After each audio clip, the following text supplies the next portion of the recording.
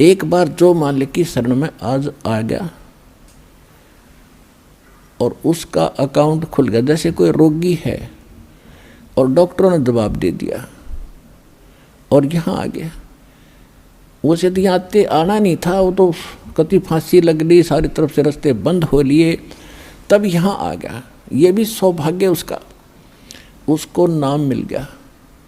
अब जो इस उद्देश्य से आते हैं कि हमारा व्यक्ति ठीक हो जाए, फिर अच्छी बात है, और वो नाम ले गया, उसने भक्ति कर ली और उसकी मृत्यु होगी, तो वो उसका परमात्मा का बच्चा हो गया। अब आपको ये भी बताया था कि इस प्रथम मंत्र के लेने से और कुछ जाप करने से बहुत से मानव जीवन प्राप्त करने योग्य कर्म बन जाते हैं आपके। तो उसकी मृत्यु के तुरंत बाद मृत्यु भी होगी तो एक कमीज बदल का होगा, कुर्ता पजामा, आते फिर भक्ति मिलेगी। और ऐसे घर में जन्म लेगा जो पहले से ही भक्ति पर लगे पाओगे उसको। तो हम तो अपने स्वार्थ को काउंट करते हैं कि ये और जीवन धंधा करे कमावे, और यदि जब इसका कोई इलाज नहीं होता, कितना प्यारा बेटा हो बेटी हो और वो रोगी हो जाती है, ट्रीटमेंट करा के हम थक लेते हैं, तब आप ही कहते हैं भगवान इसकी माटी संगवा ले। अपने पुत्र को भी ये कहना पड़ जाता, भगवान इसने ठा ले तो अच्छा है, दुखी हो रहा है। अब जब तो भगवान ठावा नहीं हो तो काल ठावेगा बगैर नाम के, तय नाम लेकर जब ठा भी लिया तो भगवान ने ठावेगा फिर उसने, और फिर दोबारा जन्म देगा मनुष्य का। तो पिछले सारे पाप नाश करके उसको नए सिरे से भक्ति प्रारंभ करके उसके 2 जन्म में पारे कर देगा परमात्मा। तो कितना बड़ा पुण्य है, कितना बड़ा बेनिफिट आपको प्राप्त हुआ।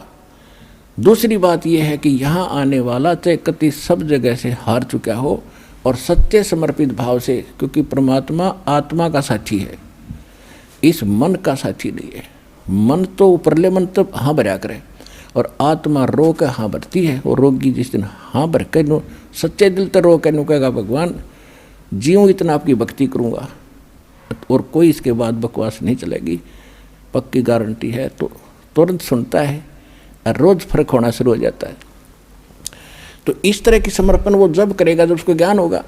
अब तो किसी के कहने से आ गया चलो वहाँ ठीक हो जाते हैं, चलो वहाँ ठीक हो जाते हैं, टीवी पर देखा फलाने ने कहा मैं ठीक हो गया, तो वो ठीक हुए, वो झूठ नहीं बोल रहे, वो यही मिल जाएंगे, आपने बेशक पूछ लियो घूमते फिरते।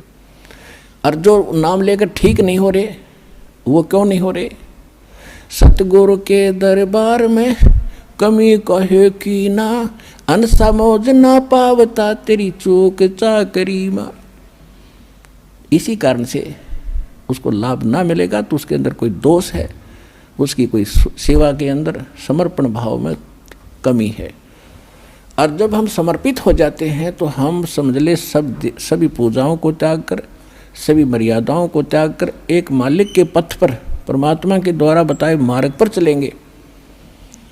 तब हम आन उपासना बंद कर देंगे तो हम एक परमात्मा पर आश्रित हो गए। हम पहले दादा ने कितने खसम बना रहे थे, फलाना देवता पूज लो, फलाना पूज लो, गुग्गा पीर पूज लो, फलाना पूज लो, और अब हम एक खसम बनाएंगे, एक मालिक, एक पति, एक स्वामी, कबीर भगवान।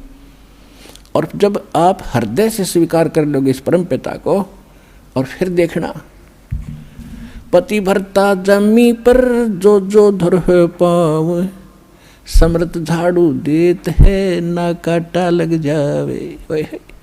कहते हैं ऐसा भाव में जब आप आ जाओगे, कबीर साहब के अतिरिक्त कोई भगवान नहीं होगा आपके हृदय में, और अन्य किसी देव से झाड़ फूक कराने वाले से सपने में भी कोशिश ना करना, सोचना भी नहीं, तो आप पति भरता पद पाओगे। कहे कबीर सुनो भाई साधो, मैं तो हूँ विश्वास में, विश्वास कर लिया तो मैं तेरे साथ हूँ, अविश्वास रखेगा तो मैं तेरे साथ नहीं हूँ, जैसा तू करेगा वैसा तुझे दे ही दूंगा।